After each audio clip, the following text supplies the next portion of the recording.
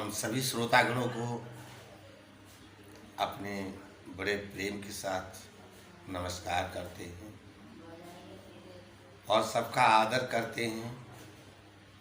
मेरा आदर कोई करो ना करो, लेकिन मेरे मन में यही भाव है कि हम आदर करेंगे तो मुझे भी मिलेगा। और ऐसों से आदर करना चाहिए कि जिसके पास भगवान का भजन होता हो, जिसके मन में भगवान का भजन होता हो, ऐसों से तो प्रेम सदा रखना चाहिए।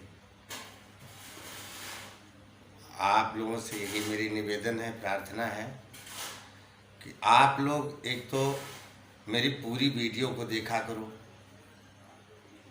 जब तक आप मेरी पूरी वीडियो नहीं देखोगे तब तक आनंद नहीं आएगा। चाहे शब्द मेरा खराब है और या अच्छा है, पूरा सुनने के बाद आप सब तब विचार कीजिएगा कि ये शब्द कैसा है। और अच्छा लगे तो कमेंट बॉक्स में लिख देना, ताकि जो हमारे मन में अच्छे अच्छे भाव भगवान के प्रति निकलते हैं, होते हैं, वो मैं आप लोगों तक पहुंचा सकूं। केवल ये भगवत प्रेमी के लिए शब्द है, जो भगवान का प्रेमी हो। प्रेम कैसा कि आज बिहार के तरफ चले जाओ तो आज भगवान शिव को लोग गुरु मान रहे हैं। और भगवान शिव को गुरु मानना जरूरी है, क्योंकि जो कुछ भी ज्ञान है उनके पास, वो किसी के पास नहीं है। जिसको उन्होंने दिया होगा वो ज्ञान उसके पास होगा, सबके पास नहीं मिलेगा। मेरी वीडियो से बोर नहीं होइएगा। आप जितनी वीडियो मेरी गई है उन सबको आप शुरू से लेकर अंत तक देखिएगा, तो आपको कुछ ना कुछ रहस्य जो छुपा हुआ भक्ति में है वो आप सबको जरूर मिलेगा। मेरा यही निवेदन है कि पूरा वीडियो देखने के बाद फिर आपको अगर अच्छा लगता है तो मुझे आप कमेंट्स कीजिए, ये मेरी प्रार्थना है। आप सुनिए कुछ भजन भगवान के।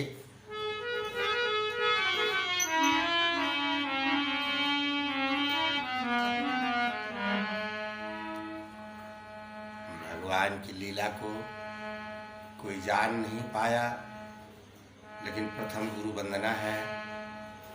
ओम गुरुर्ब्रह्मा गुरुर्विष्णु गुरुर्देवो महेश्वर, गुरु साक्षात् परब्रह्म,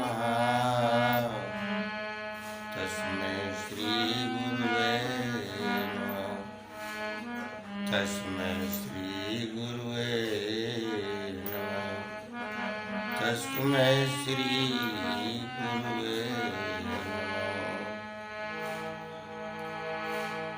हाँ भगवत प्रेमियों,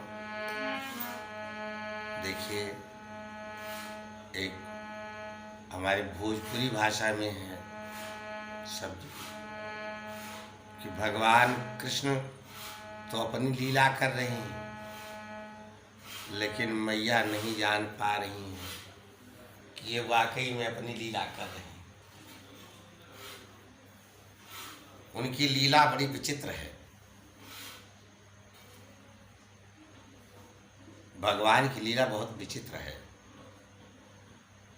कि वो जब छोटा सा नन्हा बालक थे उस समय वो लगे रोने। किस लिए? कि ब्रज की गोपियों का दर्शन कैसे, ब्रज की गोपियों से गोपियों का दर्शन कैसे, और गोपियां हमारा दर्शन कैसे करेंगी। इसलिए वो बहुत छोटा नन्हा बालक जब गोदी में थे तभी प्रभु ने एक लीला की ऐसी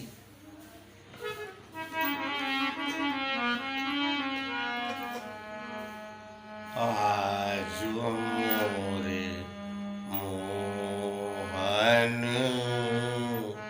बहुत मलिन, आज मोरे मोहन बहुत मलिन। देखिए, माँ यशोदा चुप कराते कराते कन्हैया को परेशान है और कहती हैं कि आज न जाने क्या हो गया है मेरे लाल को कि जो इतना रो रहे हैं, इतना इनका मुख रोते रोते देखो लाल हो गया है, और मैं क्या करूं अब।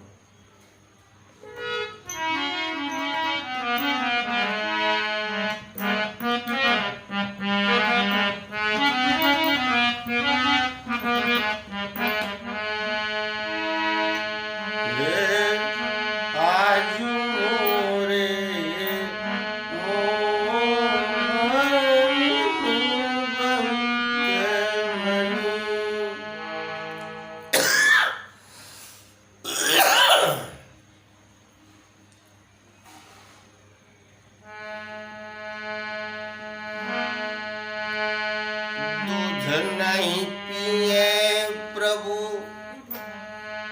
गोद नहीं आवे,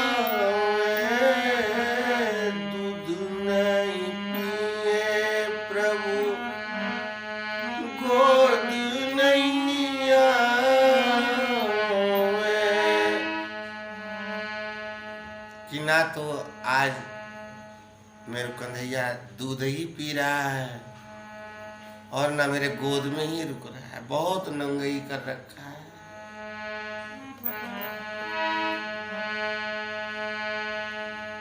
रोए रोए जिया मोरा, रोए रोए जिया मोरा, आजू यकीन आजू मोरे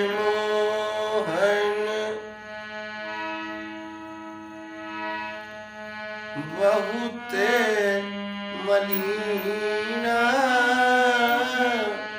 आज मोरे मोहन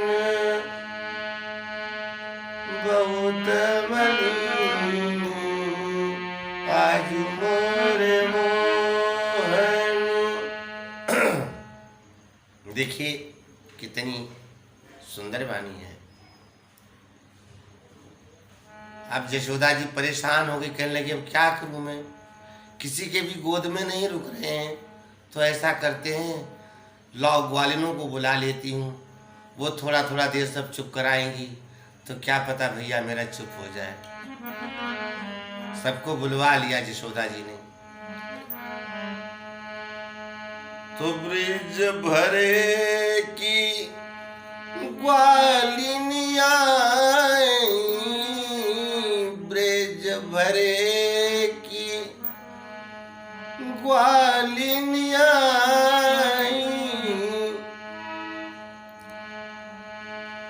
ओ बारी बारी सब, बारी बारी सब गोद में लीना, आज मोरे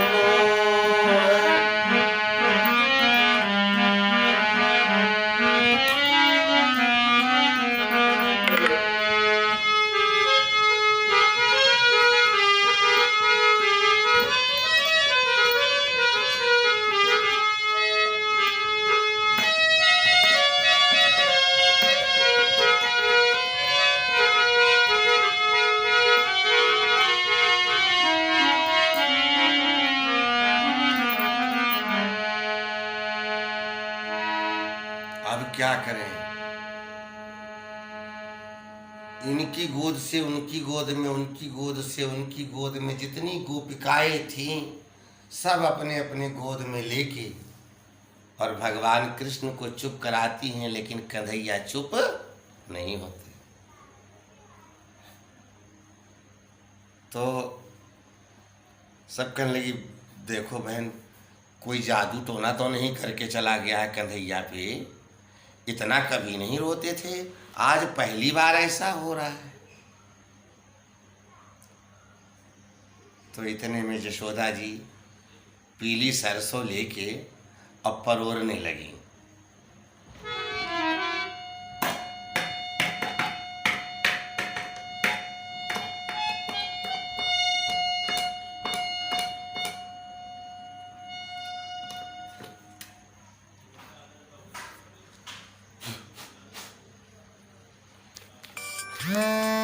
कई बार कचरा तो आता है, तो ऐसे ही बोलेंगे।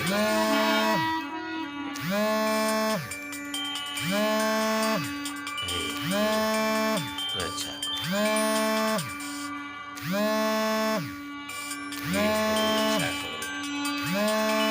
देखिए, किसी का फोन आ गया, इसलिए मैं थोड़ा सा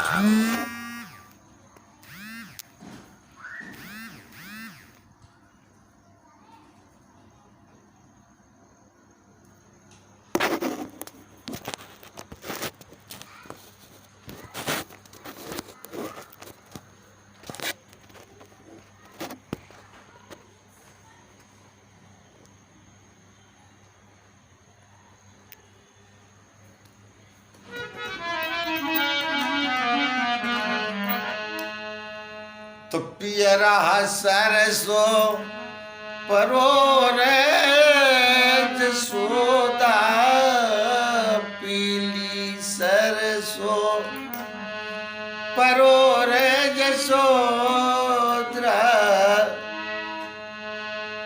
कि कौनऊ जादू टोना कीना, आजू मोर मोहन।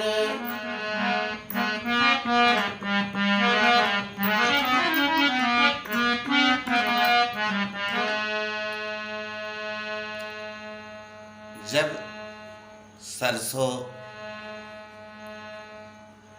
झड़वाई, नजर उतरवा दिया, तो कन्हैया जी, जब सारी गोपिकाएं आ गई, सबने दर्शन कर लिया, तब तक तो कन्हैया जी अपने आप चुप हो गए। तो भगवान की लीला को कोई जान नहीं पाया है भाई। आज ये इतनी भयंकर बीमारी कोरोना के नाम से पूरे संसार में चल रही है।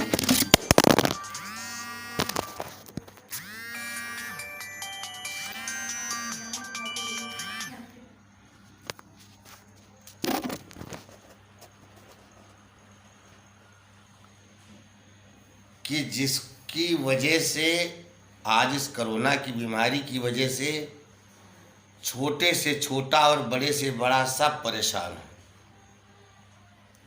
यहाँ तक कि भिखारी से लेकर के और भिखारी को भीख देने वाले तक सब परेशान। मरीज से लेके और ठीक करने वाले तक परेशान है। और तो और हर राज्य के सीएम परेशान हैं और पूरे संसार के मालिक हमारे पीएम परेशान हैं।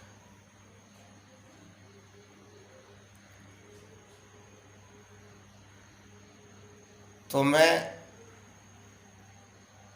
ये बात कहना चाहता हूँ कि जितना आप लोग करोना करोना करोना करोना पुकारते हो, उतना ही अगर आप लोगों के मुख से राम राम निकलना चालू हो जाए तो मेरा ख्याल कोरोना अपने आप भाग जाएगा।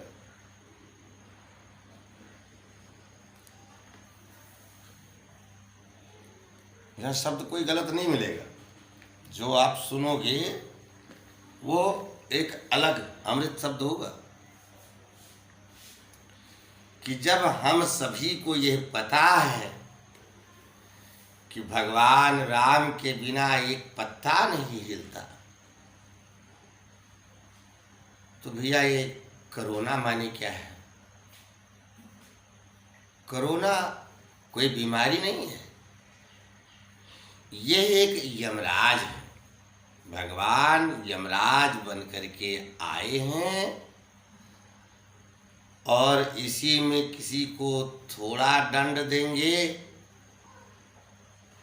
इसी में किसी को ज़्यादा दंड देंगे और उसी में किसी को लेके चले जाएंगे। तो जिसने जिस वक्त और जैसे जाना है वो उस वक्त वैसे जाएगा। जैसे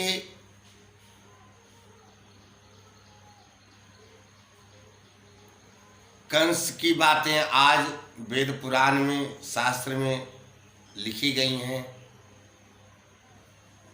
आज लोग पढ़ रहे हैं, सुन रहे हैं कि भगवान कृष्ण ने कंस का वध किया। क्यों? कि कंस का खूब अत्याचार चल रहा था।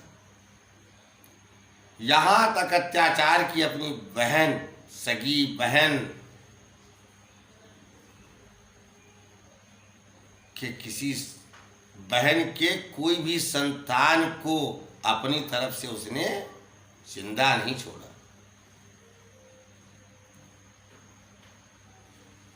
लेकिन जाको राखी साइयां तो मार सके न को। और जब भगवान कृष्ण की प्रेरणा हुई तो कंस ने जितने पहरेदार लगा रखे थे देवकी के पीछे,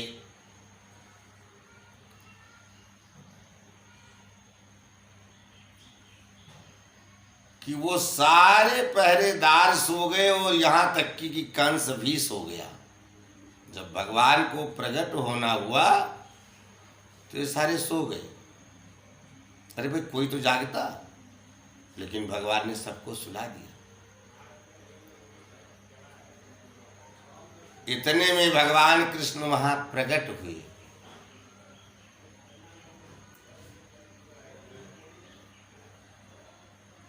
माता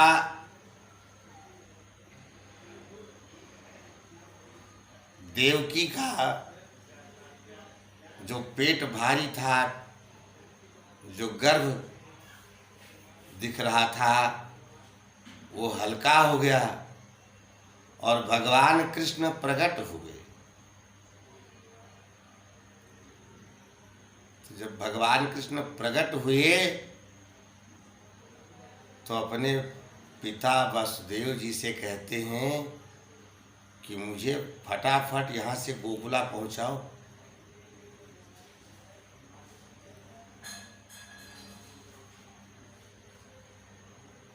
उस समय भगवान कृष्ण को लेकर के वसुदेव जी और एक सूप में लिटा करके और चल दिए। इतनी वर्षा हुई कि नागेश्वर भगवान अपने फन से कन्हैया के ऊपर पानी नहीं पड़ने दिए। और जब गोकुला जाने लगे तो बीच में जमुना जी पड़ती थी। उस जमुना में से पार होके उस पार जाना था। तो जैसे जमुना जी में चढ़े वसुदेव जी तो कहाँ बहुत थोड़ा थोड़ा पानी था, बढ़िया रास्ता था, कहाँ जमुना जी उमड़ पड़ी। अब उमड़ पड़ी वो धीरे धीरे घुटने तक, उसके बाद कमर तक, फिर सीने तक, फिर गले तक, फिर मुंह तक। वसुदेव जी के मुंह तक जमुना जी पहुंच गई। किस लिए? वसुदेव को डुबाने के लिए नहीं। जमुना जी का प्रेम था भगवान कृष्ण के चरण को छूने के लिए ललायित थी। अब ज्यों-ज्यों वसुदेव जी जमुना में बढ़ते जा रहे हैं तो जमुना भी ऊपर को उमड़ती जा रही है।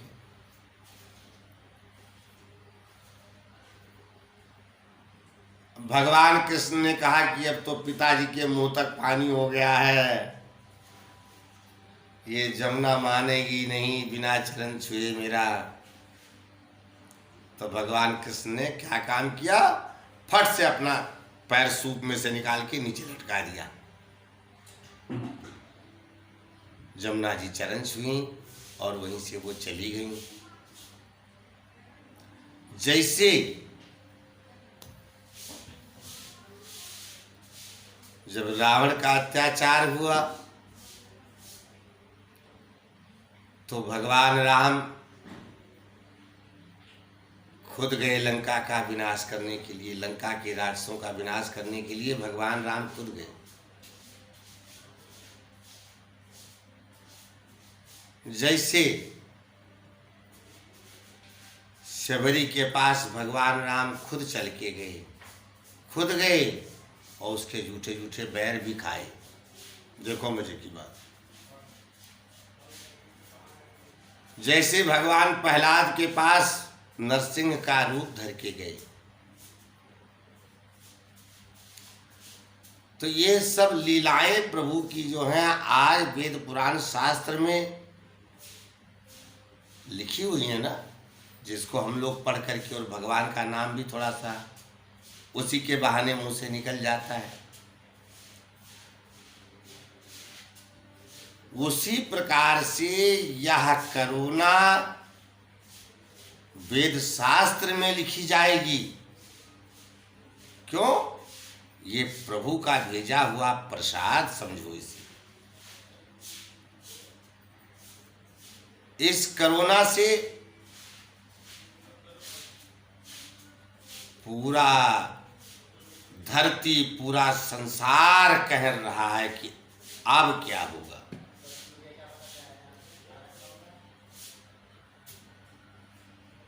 तो जैसे अंतिम समय में प्रहलाद ने पुकारा,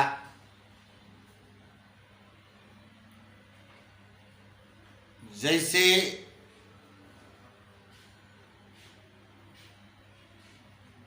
लंका नगरी में विभीषण ने पुकारा,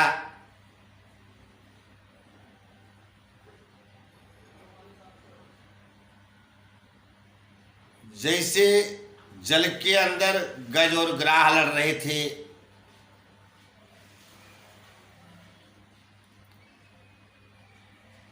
और जब गज दुखी हो गया, देख लिया कि अब नहीं बचूंगा, तो उसने भी प्रभु को पुकारा। जैसे द्रौपदी की लाज जा रही थी और उस समय द्रौपदी ने पुकारा,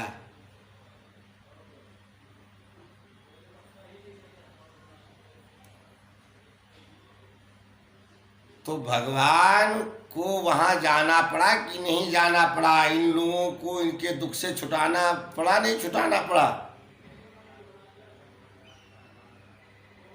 तो हमारा जो प्रेम है उतना नहीं है जितना इन लोगों का था। इन सब भक्तों का जितना प्रेम था भगवान से, उस प्रेम को भगवान राम ने जाके खुद जागृत किया कि हाँ इनका प्रेम है। तो भगवान राम, भगवान कृष्ण, भगवान शिव,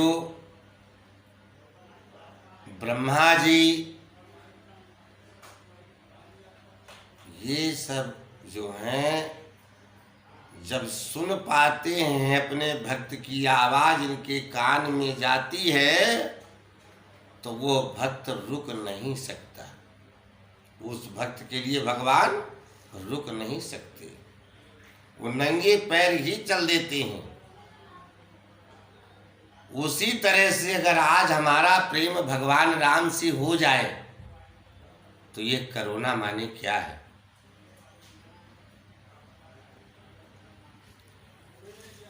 उदाहरण के लिए एक ही चीज मेरे मन में आती है कि 1,00,000 पूतो 1,25,00,000 नाती, तेह रावण घर दिया न बाती। कि जो वो सोने चांदी तांबा लोहा की बनी हुई लंका घास और फूस की तरह जल गई, और जो घास फूस की कुटिया विभीषण की थी उस पर एक चिंगारी नहीं गिरी।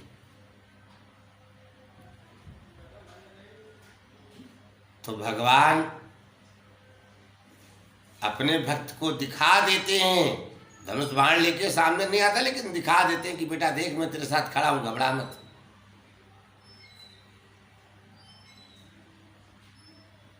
तो हमारे अंदर जब वो प्रेम होगा,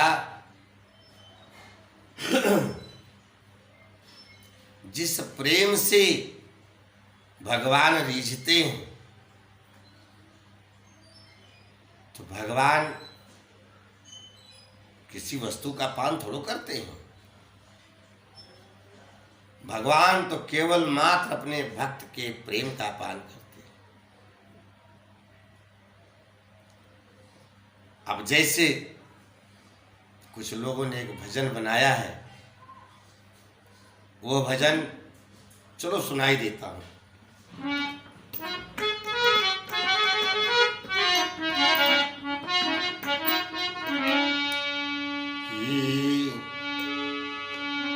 वही माला हमें ला दो भजन की।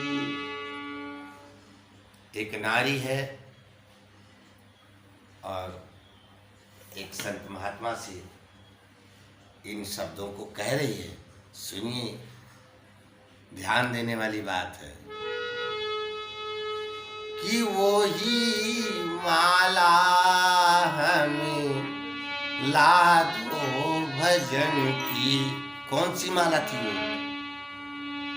जो माला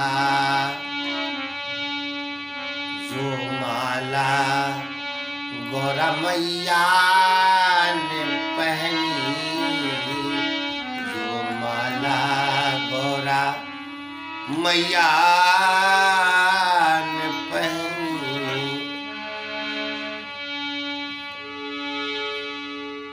कौन सी माला थी प्रेम की?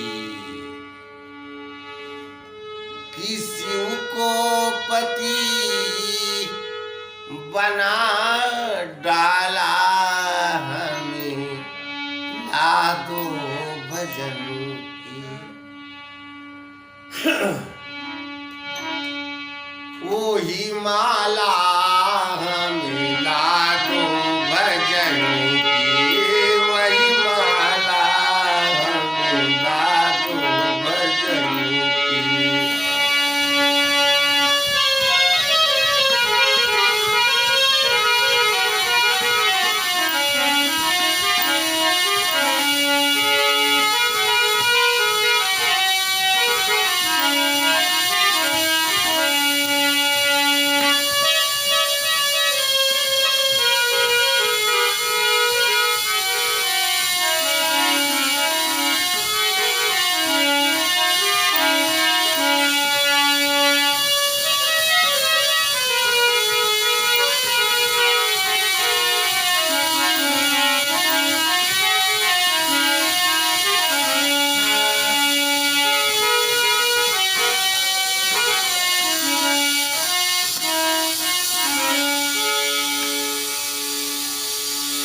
और उस माले की कथा और सुनो कि जिस माला को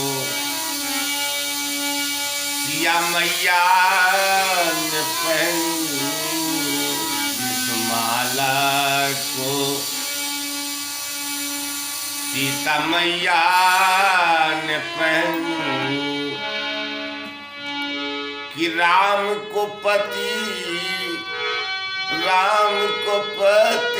बना डाला, हमें लादो भजन की कोई माला, हमें लादो भजन की। जो माला राधा मैया, जो माला राधा मैया ने पहनी, जो माला राधा मैया ने पहनी कि कृष्ण को पति बना डाला, हमें लादो भजन की। कृष्ण को, हरे कृष्ण को पति बना डाला, मिला दो भजन की।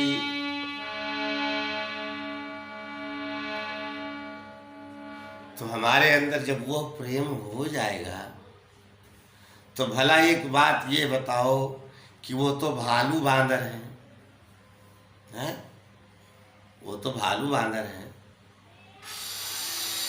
कि जिनको भगवान राम ने जाके दर्शन दिया और भगवान राम ने उन भालुओं और बांदरों को बढ़ाई दी। क्या हम मनुष्य ऐसा नहीं हो सकते हैं? हो सकते हैं। तो जब ऐसा हम सबके मन में एक भाव आ जाएगा,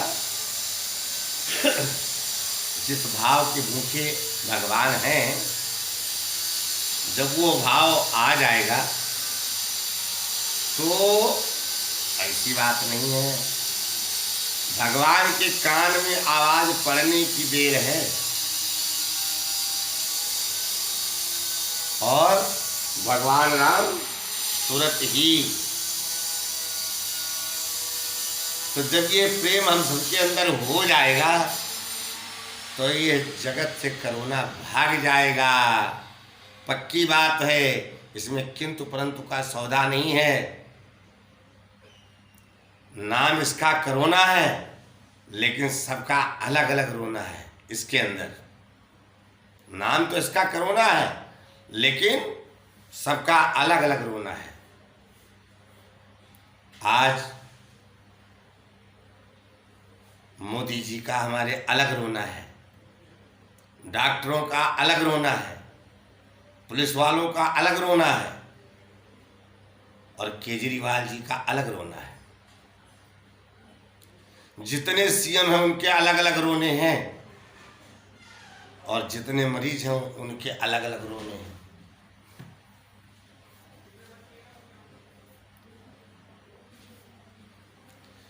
जिसकी 10-5% रह गई है कोरोना, उनका तो रोना ये है कि हे भगवान बस ये थोड़ा सा और बचा है, इसको भी निपटा दो।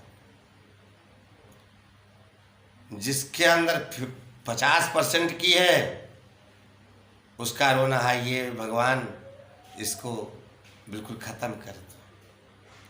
और जिसके अंदर 100% की है वो कहता है ये भगवान अब क्या होगा, मेरी तो बचने की आशा ही नहीं है। तो अब ऐसा नहीं कि कोरोना से मरे हैं वही लोग मरे हैं। देखिए ट्रेन से कट के मर गए 16 लोग,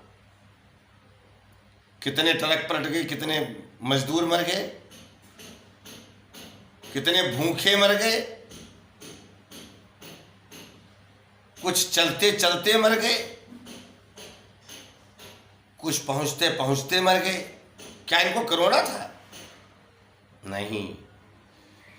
जिस आबादी ये जो इतना दिन आपका शांत रहा है मामला,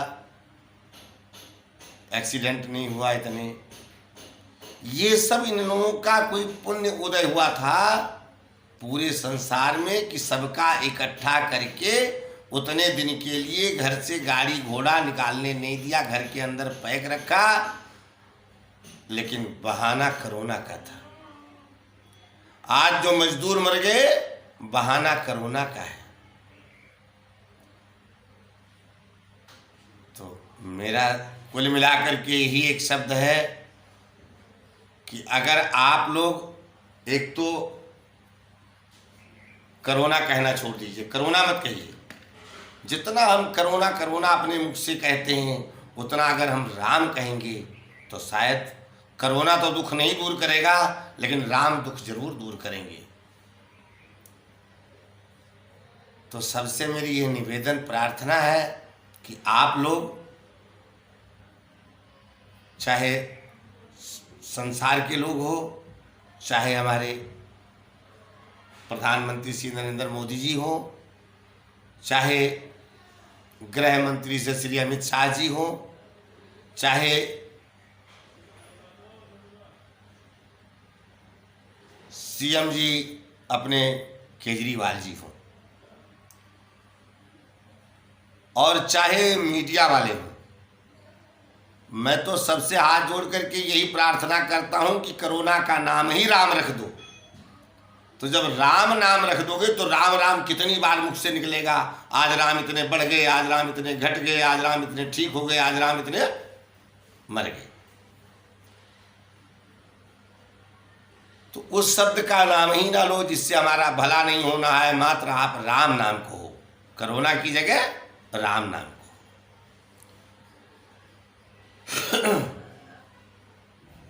जितना हम राम नाम कहेंगे, अगर हो सके तो हमारे मोदी जी मीडिया वालों को बता दें, केजरीवाल जी मीडिया वालों को बता दें कि भाई इस कोरोना का नाम राम रख दो। क्योंकि राम का नाम हनुमान जी ने भजा तो 400 योजन समुद्र को पार कर। राम का नाम लिया तो पूरी लंका को खाकसाह कर दिया। राम का नाम लिया तो पूरे राक्षसों का विनाश कर दिया।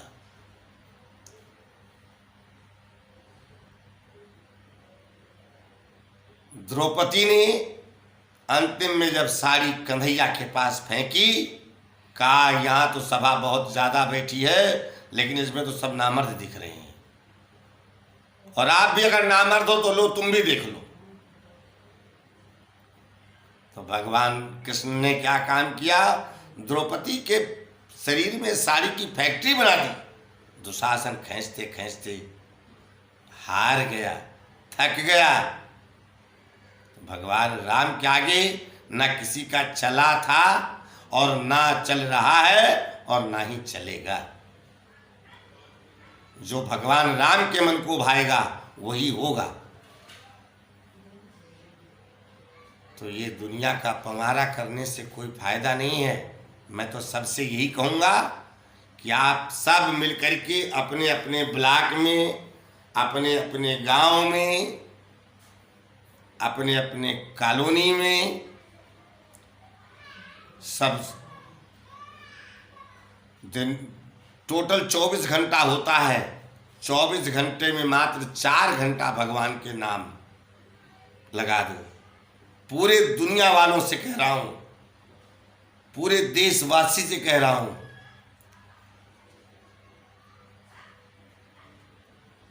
क्या हमारे शब्द मोदी जी तक नहीं पहुंचते होंगे? और नहीं पहुंचते हैं तो भी सुनो, बिना कारण के कोई काम नहीं होता। आज तक कितने प्रधानमंत्री बने, किसी के राज में ऐसा दुख नहीं आया जो परेशानी ये कोरोना लेके आई है। कहते हैं लोग भैया पता नहीं कौन से घड़ी इनका जन्म हुआ कि जब से मेरा बच्चा जन्मा है तब से ग्रहित ही रहता है। पता नहीं किस समय यह विवाह हुआ, घर में यह पत्नी आई, तब से मेरे घर में यह कलेश ही हो रहा है। और या कोई कहता है कि जब से इसका पैर पड़ा तब से मैं राजा था महाराजा हो गया। तो आज मोदी जी हमारे ना समझ सकें बात को, वो बात अलग है, लेकिन उन्हें समझना चाहिए, वो ज्ञानी पुरुष हैं। और अगर कोई उन्हें बताता है, समझाता है, तो उस शब्द को उनको ग्रहण करना चाहिए, ना कि अहंकार आ जाए कि मैं प्रधानमंत्री हूँ, मेरे से ज़्यादा तुम नहीं जानते हो।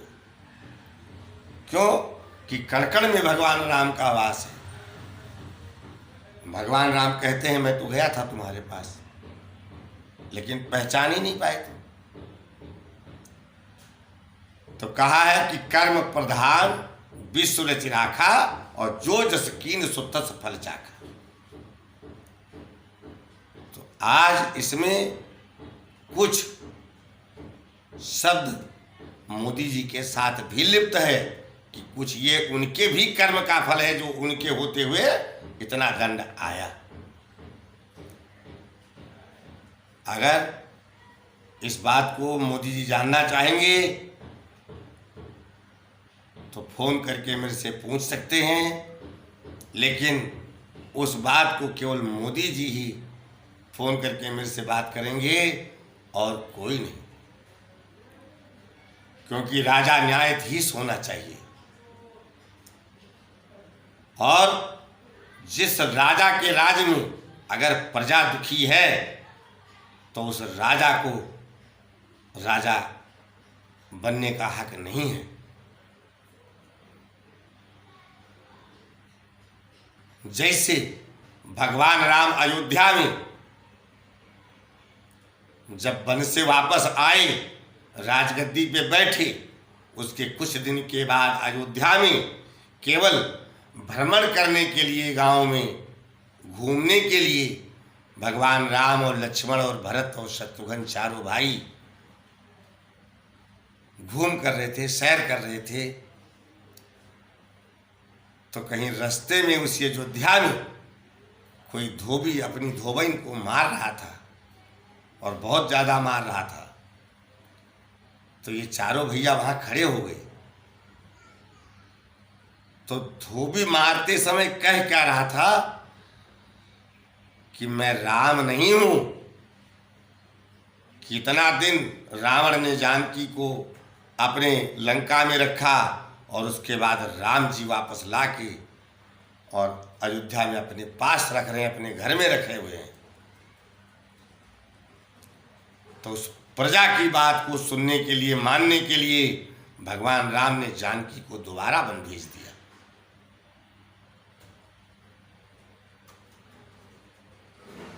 तो ये शब्द मैंने नहीं लिखा है, ना मैंने बनाया है, सब वेद पुराण शास्त्र दर्शा रहा है। आज हमारे मोदी जी को भगवान का रूप दिया है। कोई ना कोई ऐसा कर्म का फल उपजा है कि जिससे आज वो पीएम की सीट को लेके बैठे। आज पूरे देश को उन्होंने कह दिया लॉकडाउन, तो आज सारा देश लॉकडाउन है। आज पूरा देश दुखी है, भिखारी बना हुआ है, लेकिन आज मोदी जी सबके झोली में भगवान बन करके और डाल रहे हैं कि कोई दुखी मत रहो।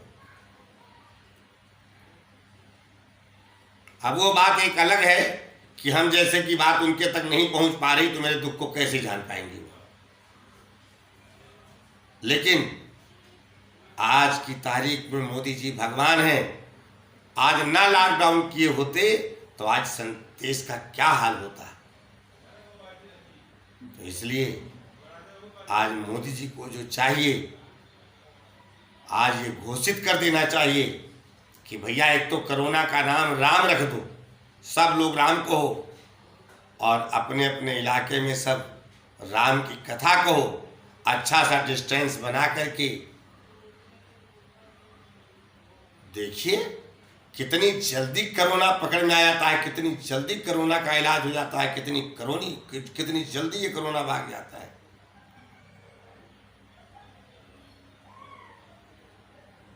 क्या है ये कोरोना? जब भजोगे राम को तो छूट जाएगा रोना। इसलिए सभी प्रेमियों से, सभी साथियों से अपने मैं निवेदन करता हूँ कि आप सब जहाँ जहाँ हैं भगवान का भजन करो। मात्र वही इस दुख का निवारण कर सकते हैं। बाकी संसार में राम नाम जैसी बूटी कोई नहीं है। तो मैं आप लोगों तक पहुंचा रहा हूं। पूरा शब्द सुनने के बाद अगर अच्छा लगा हो तो मेरे पास तक अपनी कमेंट बॉक्स में लिख करके ज़रूर भेजें, ताकि मुझे भी लगे, पता लगे कि हाँ वाकई भगवान के प्रेमी संसार में कितने हैं। और ये भगवान के शब्द को सुनने के लिए मुझे कमेंट बॉक्स में लिखा गया है। तो सबको मैं धन्यवाद देता हूँ। और मेरी यही एक धारणा है, यही मेरे अंदर एक विश्वास है कि शायद आप लोग हमारी बातों को सुन के, हमारे शब्दों को सुन के और मनन करेंगे और आप लोगों को अच्छा भी लगेगा। तो ये मेरे कमेंट बॉक्स में ज़रूर लिखिएगा। बहुत छोटा सा एक बालक बन के मैंने ये शब्द आप लोगों तक छोड़े हैं। अगर आप मेरे कमेंट बॉक्स में लिखोगे तो ऐसे ऐसे अनमोल शब्द आप तक पहुंचते रहेंगे। एक बार प्रेम से बोलो सिया राम लखन भगवान की जय। सब लोग प्रेम से बोलो सर्वगुण संपन्न स्वामी सतीपति महाराज की जय। बोलो सद्गुरुदेव महाराज की जय। जय जय श्री सीताराम।